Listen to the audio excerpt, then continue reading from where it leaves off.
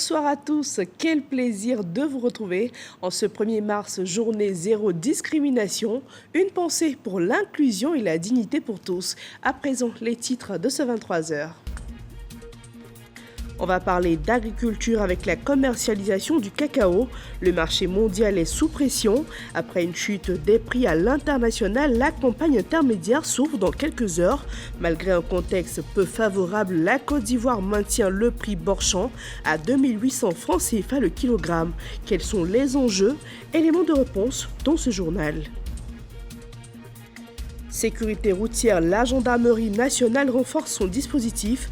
12 radars mobiles réceptionnés dans le cadre de la stratégie nationale de sécurité routière.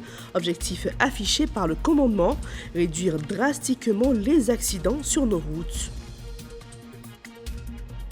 Et puis à l'international, vive tension au Moyen-Orient. L'Iran a confirmé la mort de son guide suprême à la suite d'une opération américano-israélienne. Les réactions se multiplient.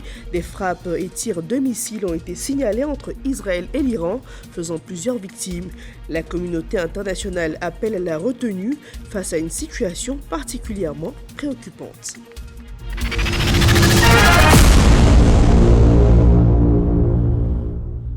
Soyez les bienvenus sur la chaîne qui rassemble. On ouvre ce 23h avec un communiqué du ministère d'État, ministère des Affaires étrangères et de la coopération internationale. Il est lu pour vous par David Soyo. Le gouvernement de la République du Côte d'Ivoire suit avec une vive préoccupation l'évolution récente de la situation sécuritaire au Moyen-Orient, marquée par des attaques militaires ayant visé plusieurs États de la région. La République du Côte d'Ivoire condamne fermement ces attaques et exprime sa solidarité ainsi que sa compassion à l'endroit des gouvernements et des peuples concernés. Elle réaffirme son attachement indéfectible au respect de la souveraineté, de l'intégrité territoriale et de la sécurité de tous les États. Dans le même esprit, la Côte d'Ivoire appelle l'ensemble des acteurs impliqués directement ou indirectement à faire preuve de la plus grande retenue, à éviter toute action susceptible d'exacerber les tensions et à privilégier des mesures de désescalade propres à préserver la paix et la stabilité régionale et internationale. Elle encourage à cet égard toutes les initiatives diplomatiques et les efforts de médiation engagés par les partenaires régionaux et internationaux. La République du Côte d'Ivoire réitère enfin son engagement constant en faveur de la paix, de la sécurité et de la coopération entre les nations dans l'intérêt des peuples de la région et de l'ensemble de la communauté internationale. La diplomatie, on met le cap sur un pilier stratégique de notre économie, l'agriculture. Les turbulences internationales secouent les marchés et depuis plusieurs semaines, le prix du cacao chute à l'échelle mondiale. Dans ce contexte, la Côte d'Ivoire fait le choix de la stabilité. Le prix Borchamp est maintenu à 2800 francs CFA le kilogramme. À quelques heures de l'ouverture de la campagne intermédiaire, quels sont les enjeux? Les réponses avec Lanciné Bakayoko. 10 000 $ américains, c'est le prix auquel la tonne de cacao s'est négociée en mai 2025. Cette dynamique historique s'est brutalement inversée au second semestre de la même année. La normalisation des récoltes, l'amélioration des perspectives climatiques et un reflux de spéculation ont provoqué une décrue rapide des prix sur les marchés à terme de Londres et de New York. Résultat, les coûts ont presque été divisés par 3 en 8 mois. La baisse se situe au 28 février à 2800 $. Malgré la dégringolade, le gouvernement a maintenu le prix Borchamp à 2800 francs le kilogramme, activant le fonds de réserve. Près de 280 milliards de francs CFA ont ainsi été décaissés sous forme de subventions. Pourtant, la situation ne s'améliore pas sur le marché mondial. La Côte d'Ivoire se trouve donc face à un choix, maintenir les 2800 francs ou redimensionner le prix. Dans la conjoncture ambiante, maintenir le prix Borchamp à 2800 devient financièrement intenable, d'autant qu'il entraînerait un creusement excessif du déficit de stabilisation supporté par l'État et les structures de régulation.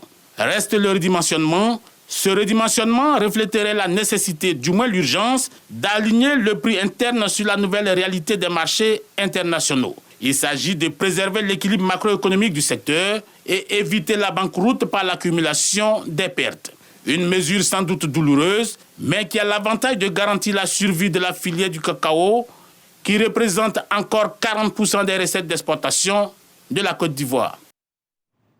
Voilà, et pendant que la filière cacao s'organise, la diplomatie agricole s'active à Paris. Au Salon international de l'agriculture, la Côte d'Ivoire avance ses pions. Bruno Nabagné-Koné multiplie les rencontres stratégiques. Objectif, mobiliser des investissements, renforcer la durabilité des filières et surtout accélérer la souveraineté alimentaire. Depuis Paris, Jean-Louis Bongo et Adam Makiri. Paris. Au-delà des stands et des produits exposés, c'est dans les salles de réunion feutrées que se jouent aussi les enjeux du salon. Le ministre de l'Agriculture échange avec les responsables du MEDEF International, le mouvement des entreprises de France. Au cœur des discussions, financement des projets agricoles, exigences accrues de durabilité et identification de nouvelles niches d'opportunités dans les secteurs agricoles et forestiers. Le MEDEF International affiche sa volonté de consolider les investissements de ses membres en Côte d'Ivoire, notamment dans l'agriculture. Un homme d'affaires, il recherche des opportunités, il recherche de la stabilité, il a besoin de confiance. Je pense qu'aujourd'hui, nous avons parlé de tout cela et tout indique que cela va les amener à s'intéresser davantage au marché ivoirien. Cap sur les partenaires financiers et commerciaux. D'abord, une séance de travail avec les responsables de l'Agence française de développement. Le ministre y expose les piliers de la stratégie ivoirienne pour renforcer la souveraineté agricole. L'AFD réaffirme son engagement. Son portefeuille dans le secteur de l'agriculture et du développement rural en Côte d'Ivoire atteint déjà 200 milliards de francs CFA. Nouvelle rencontre stratégique avec Business France au centre des échanges, le prochain forum France-Côte d'Ivoire prévu le 26 mars à Paris où l'agriculture occupera une place centrale. L'idée, c'est de voir comment profiter de ce forum pour aller le plus loin possible, sachant qu'évidemment, il y aura une place importante qui sera accordée à la partie agriculture, avec tout un tas de thématiques qu'on veut décliner. On va voir comment on peut mieux travailler sur l'irrigation, sur l'installation de serres, bref, tout un tas de sujets qu'on veut ensemble explorer pour aller plus loin dans une logique B2B, une logique de co-développement. La Côte d'Ivoire ne se contente donc pas d'exposer son savoir-faire agricole, elle prépare activement les investissements de demain. La souveraineté agricole passe aussi par la santé animale et la performance des filières d'élevage, un enjeu au cœur des masterclass organisés aussi à 2026 où la Côte d'Ivoire a marqué les esprits, une participation remarquée, saluée par les partenaires et investisseurs venus découvrir le potentiel du secteur ivoirien. Le point avec Malika Koulibaly. Investir dans la santé et le bien-être animal, un levier stratégique pour l'économie des filières animales. C'est le thème au cœur de la première masterclass. Objectif, présenter les niches d'investissement offertes au secteur privé dans le domaine de la santé et du bien-être animal en Côte d'Ivoire. Les niches d'investissement attendues sont le secteur des assurances agricoles. On a également le secteur de l'intelligence artificielle, pour ce qui est de développer des start-up qui pourront intervenir au niveau des fermes pour la biosécurité, intervenir pour la gestion de la traçabilité de nos animaux, des mouvements d'animaux, intervenir également pour l'identification des animaux d'élevage et de compagnie et également pour la production locale de vaccins. La seconde masterclass a porté sur l'économie animale, notamment sur la créativité et l'innovation. Un exposé général sur la question a permis de faire le point sur l'élevage ivoirien, un secteur qui dispose d'un potentiel important, mais encore insuffisamment valorisé. Comment faire en sorte que les innovations puissent effectivement nous permettre de pouvoir rentabiliser l'élevage. L'élevage, nous avons du potentiel, nous avons des atouts, mais la production peut paraître insuffisante. Je prends le cas peut-être par exemple de la génétique. Nous avons des animaux qui sont moins performants. Qu'est-ce qu'il faut faire pour les rendre plus performants? Stéphane Guillermo, éleveur depuis 40 ans en Grande-Bretagne, croit en l'avenir de l'élevage en Côte d'Ivoire. À travers ces masterclass, le ministère des Ressources animales et halieutiques, sous la houlette de Sidiki Moko Touré, entend attirer davantage d'investisseurs afin de dynamiser de manière optimale les secteurs halieutiques et aquacoles. Agriculture, élevage et désormais commerce continental, car produire c'est essentiel, mais échanger efficacement c'est encore mieux. La Côte d'Ivoire accélère sa dynamique au sein de la SDECAF. La première réunion 2026 du comité technique a été présidée par le ministre Ibrahim Khalil Konaté. Des travaux qui serviront à accélérer les réformes pour traduire les acquis juridiques en réalité économique. Le reportage de Juliette Ouya. Première réunion de l'année 2026 du comité technique de l'ASLECAF, zone de libre-échange continentale africaine. Les 50 membres examinent le rapport de performance 2025 et le plan de travail annuel budgétisé de 2026. L'année 2025 a été celle de la consolidation. Nous avons renforcé la coordination interinstitutionnelle du Comité national de la zone de libre-échange continentale africaine et intensifié les actions de sensibilisation. Le ministre du Commerce, de l'Industrie et de l'Artisanat, Ibrahim Khalil Konaté, appelle à l'accélération des réformes et au renforcement de la coordination entre l'administration et le secteur privé. Le travail ne sera achevé que lorsque nous rendrons opérationnel l'accord.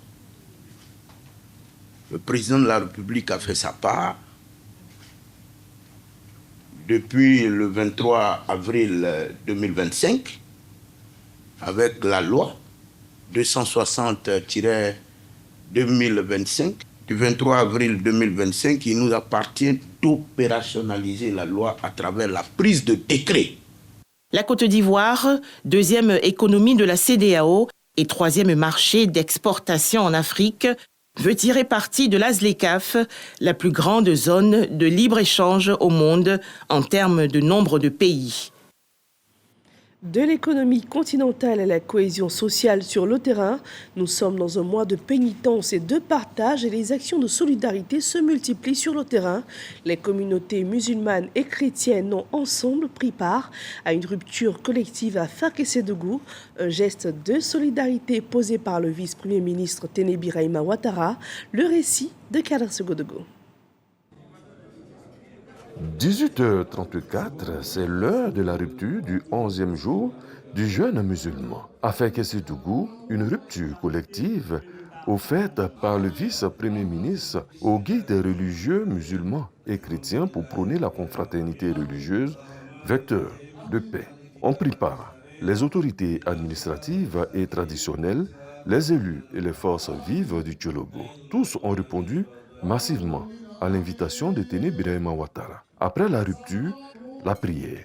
Les 3 rakats consacrés terminés, place au repas. L'initiative est saluée par les participants. On a coupé le carême ensemble, fait beaucoup de bénédictions pour lui-même et la nation ivoirienne.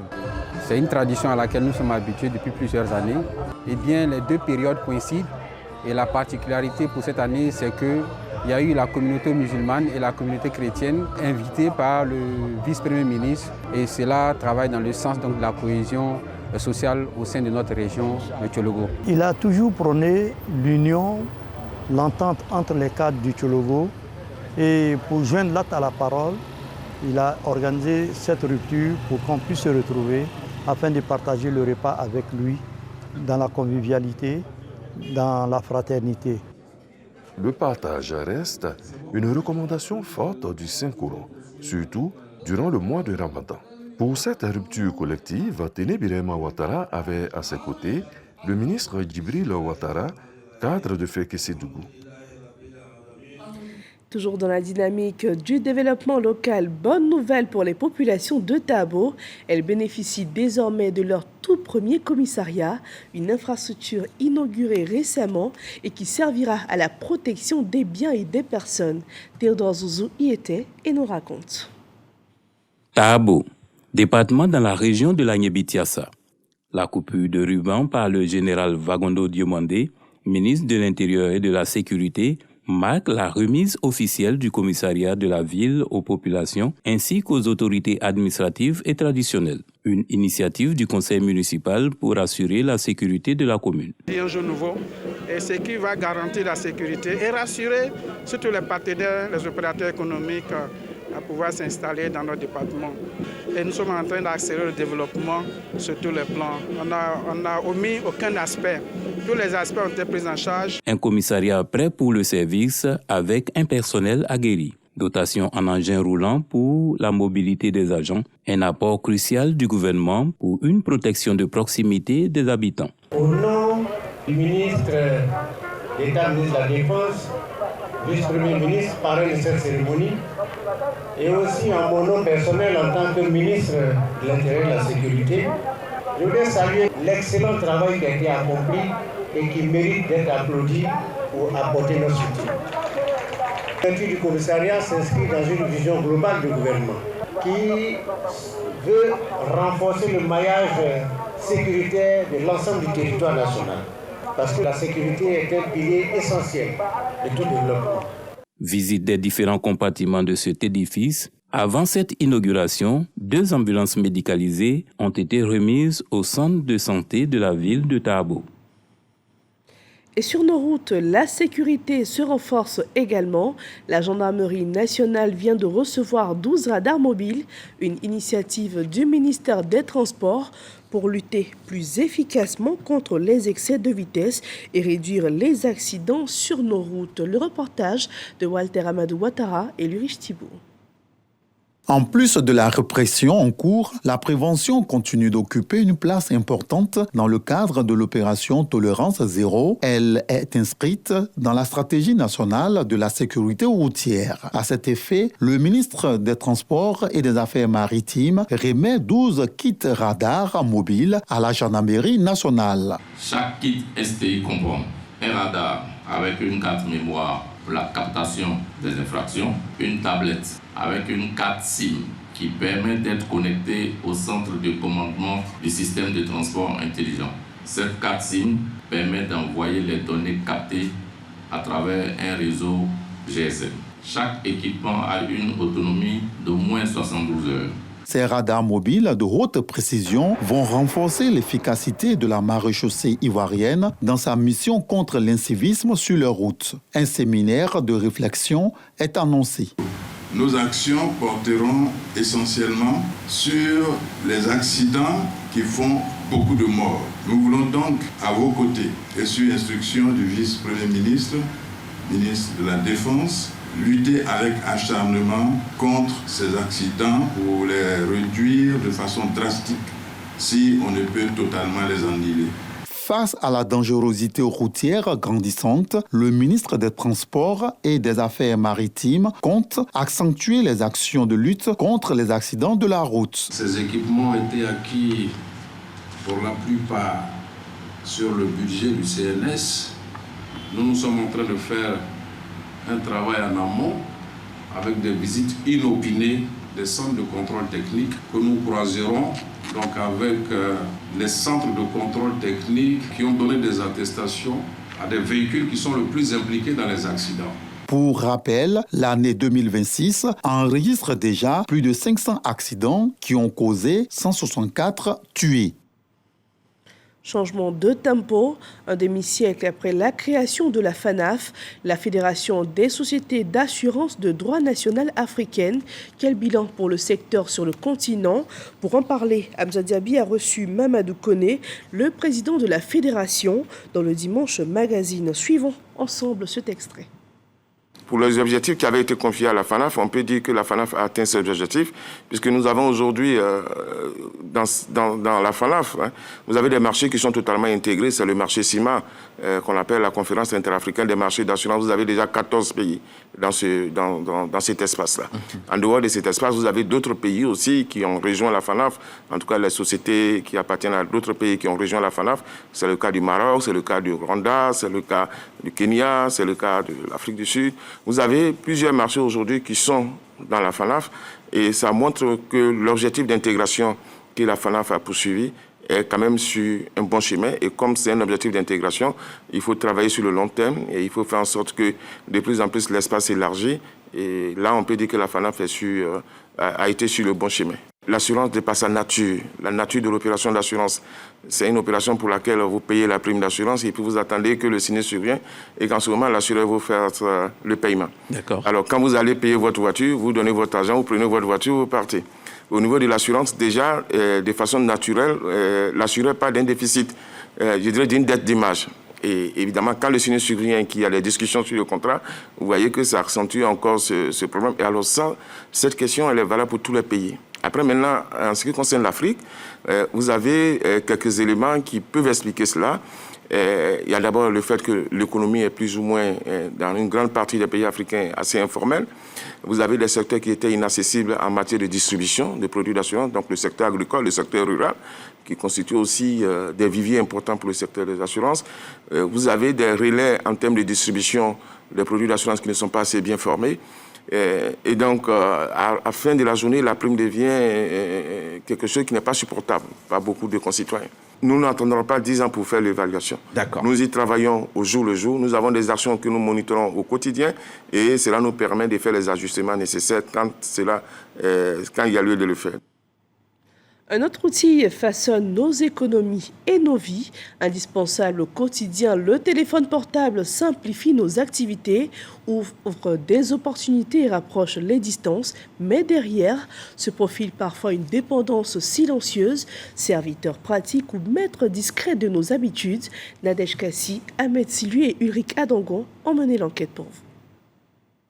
Ali et Blessy ne se connaissent ni d'Adam ni d'Ève, mais ont une chose en commun, le téléphone portable. C'est un appareil qui occupe une place centrale dans leur quotidien. Pour la communication ici et puis ailleurs, là, avec la famille, avec les camarades, dans le travail, tout ce que c'est fait là, ça passe par téléphone. Pour d'autres, le téléphone est le premier objet avec lequel on a contact dès le réveil. C'est passé du téléphone pendant demi-journée.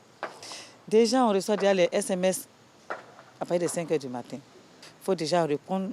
Mon téléphone, c'est tout. Je ne vais pas être puissant de téléphone. Oui, ça sera difficile. Madame Bessy, dans les deux précédents cas de figure, l'on remarque à quel point nos deux usagers semblent être accros à leur téléphone. Justement, cette attitude, si elle peut être justifiée par des obligations professionnelles ou la connexion avec des membres de la famille, rester à des milliers de kilomètres, pousser plus loin, pourrait créer une distance entre les membres d'une même famille, quand bien même ils sont tous réunis. La famille Nguessan n'est pas le seul exemple qui justifie cette addiction. Je peux dire simplement que le téléphone est très important dans une famille. Le téléphone qui était un outil de communication vient, n'est-ce pas, mettre un thème à la communication entre monsieur et madame. Ici, dans ce restaurant, ces deux meilleurs amis se sont donné rendez-vous. Ils viennent discuter projet, mais bémol, le téléphone portable prend plus de place que l'ordre du jour. Ah, tu vois, tout se passe au téléphone. En tout cas, le téléphone est important. Téléphoner à un proche, répondre à un SMS ou encore parcourir le web au travers de son téléphone portable semble être un geste anodin. Mais tout cela est possible grâce aux champs magnétiques et ondes électriques. Ces derniers sont invisibles, certes, mais peuvent représenter un danger pour la santé. Il y a un taux de rayonnement qu'on appelle le débit d'absorption spécifique. C'est-à-dire que c'est l'unité de mesure de la quantité d'énergie électromagnétique absorbée, n'est-ce pas, par le corps humain, par notre corps humain. Et donc, il ne faut pas avoir donc son téléphone trop proche. Si on a son téléphone trop proche, ça peut agir sur le corps humain. C'est l'utilisation abusive et excessive du téléphone qui est dangereux pour la santé. Ça peut agir sur la santé physique, sur la santé psychologique, à savoir la santé mentale, et sur même le plan social. Et sur la santé physique, on peut parler au niveau des yeux, pas avoir des problèmes au niveau des yeux. Lorsque tu es tout le temps sur le téléphone, avec la lumière bleue du téléphone, tu peux avoir des sécheresses oculaires, des maux de tête récurrents. Et sur le plan psychologique ou mental, les habitudes du téléphone, c'est-à-dire l'excès de téléphone peut emmener une personne à être dépendante ou bien addict au téléphone. C'est-à-dire que tu as toujours une envie compulsive de consulter ton téléphone à tout moment. Et cela peut développer une anxiété. Même s'il est nocif pour la santé, le téléphone portable a le mérite d'être utile à plus d'un titre. Ici, dans cette organisation politique, on l'utilise au quotidien pour d'innombrables actions sociales. Vous savez, le call center a pour vocation d'être proche des populations, de par nos écoutes, de par notre capacité à être dans la diversité, à être dans les quartiers, à écouter et à échanger nous allons renforcer durablement les acquis. Le téléphone portable, depuis sa vulgarisation dans les années 2000, a conquis des milliards d'utilisateurs. Ajoutez à cela la numérisation de quasi tous les services nous le rendent indispensable. Mais les multiples risques de santé qui accompagnent son utilisation, dont on n'a très souvent pas conscience, nous imposent de l'utiliser avec modération.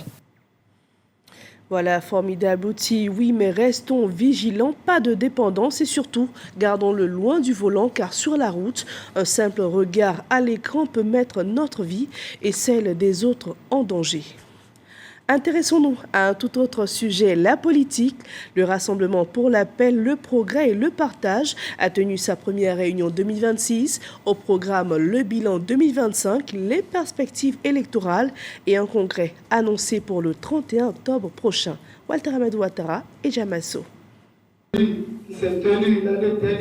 Cette première réunion de l'année 2026 du bureau politique du Rassemblement pour la paix, le progrès et le partage, RPP, permet à son président Temoko Doumbia de faire le point des actions menées au titre de 2025. L'une des premières actions qui a été menée fut l'adhésion à une série de coalitions de l'opposition, notamment avec le RAPSI.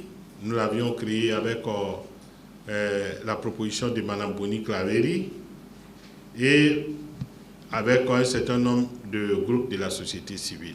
Par la suite, nous avons créé un groupe beaucoup plus grand avec un certain nombre de partis politiques, plus d'une vingtaine de partis politiques que nous avons intégrés qui étaient CAPSI, dont le président était le président du PDCI, et puis la présidente était la présidente du MGC. Et à cet effet, nous avons tenu une réunion de la haute direction du parti pour donner notre avis sur notre engagement dans ces différents groupes. Nous avons reçu l'aval après discussion avec les membres du bureau politique, ce qui nous a conduit à nous impliquer fortement dans les activités de ces groupes. Nous avons aussi ensemble décidé de ne pas participer aux élections législatives. Se présentant comme une force de proposition, le RPP appelle au renforcement de la cohésion et à la démocratisation des acquis financiers en faveur du bien-être des populations ivoiriennes. En effet, la richesse doit être certes produite, mais qu'elle soit équitablement partagée. Il faut que l'État veille à faire en sorte que le coût de la vie soit bas.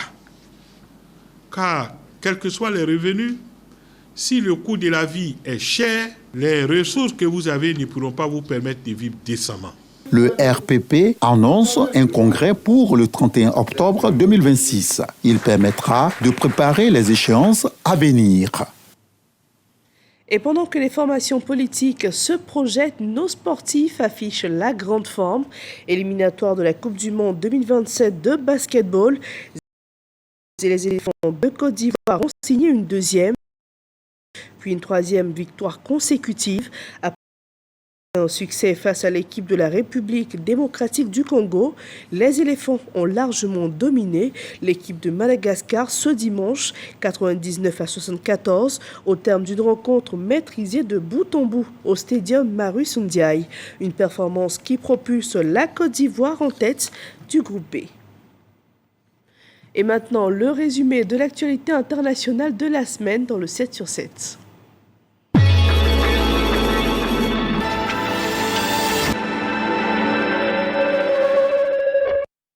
Au lendemain de la mort de l'un des plus célèbres barons de la drogue du pays, lors d'une opération de la police mexicaine avec l'appui des services de renseignement nord-américains. La mort de Nemesio Ruben Oseguera Cervantes, alias El Moncho, a entraîné une flambée de violence avec d'impressionnantes images de panique à l'aéroport de Guadalajara.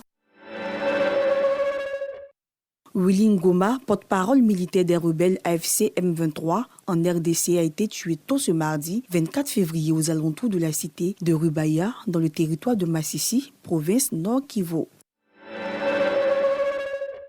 La réunion des chefs d'état-major des pays membres de la communauté économique des États de l'Afrique de l'Ouest CEDEAO s'est ouverte à Freetown en Sierra Leone. Pendant 3 jours, les hauts gradés des pays vont plancher sur le devenir des forces en attente, dont l'un des objectifs est de lutter contre le terrorisme dans la sous-région.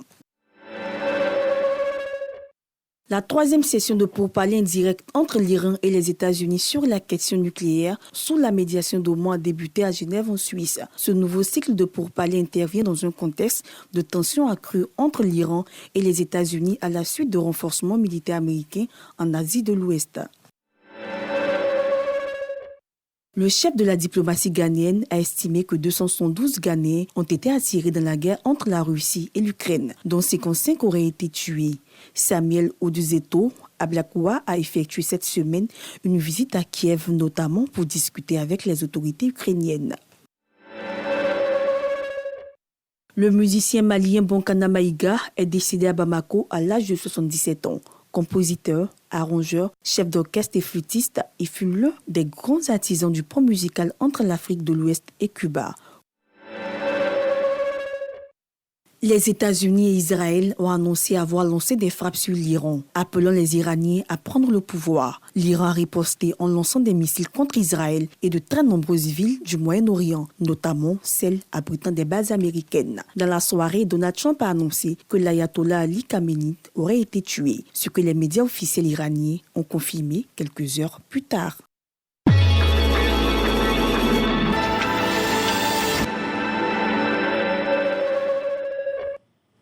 Voilà, c'est ici que s'achève ce 23h. Merci de votre fidélité.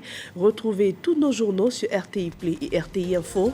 En cette journée du 1er mars, journée zéro discrimination, que la paix et la fraternité continuent de nous rassembler. Excellente nuit à tous.